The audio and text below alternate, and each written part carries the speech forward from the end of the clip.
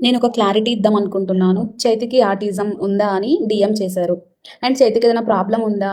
మీరు ఒకసారి హాస్పిటల్‌లో చూయించండి అని నాకైతే చాలా మంది కామెంట్ కూడా పెట్టారు. సో, నేనేమంటున్నా అంటే చైతుకి ఆటిజం అయితే లేదు. కాకపోతే చాలా హైపర్ ఉంటాడు.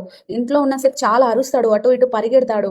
సో, నేను చెప్పేదేంటంటే ఆటిజం ఉన్న పిల్లలు వేరే ఉంటారు. వాళ్ళ బిహేవియర్స్ వేరే ఉంటది. ఇప్పుడు ఈ వీడియోలో చూడండి అందరూ ఎలా ఆడుకుంటున్నారో చైతు కూడా అలాగే ఆడుకుంది. అయినా ఒక్కొక్క పిల్లలు ఒక్కొక్కలాగుంటారు. ఇంకొకరితో మనం పోల్చుకోవద్దు. కొందరికి 5 సంవత్సరాలకొస్తాయి. ఈవెన్ మా హస్బెండ్‌కి కూడా 6 ఇయర్స్‌కి మాటలొచ్చాయంట. సో, అలా గూడా ఉండొచ్చు.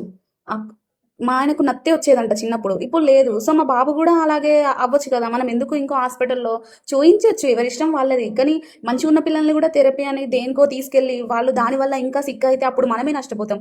లైక్ ఆటిజం ఉన్న పిల్లలు ఎట్లా ఉంటారంటే, మనం ఇప్పుడు ఎక్కడన్నా వదిలేసి మనం ఎక్కడైనా దాక్కున్నా, జస్ట్ ఎక్కడైనా వేరే ప్లేస్‌కెళ్ళినా వాళ్ళు మన కోసం వెతుక్కోరు. మా చైతు అట్లా గాదు. మేము అట్లా చాలా సార్లు ట్రై జేసినాం. ఇక్కడ ఒక దగ్గర వదిలేసి పోతే మా కోసం వెతుక్కొని మరీ వస్తాడు.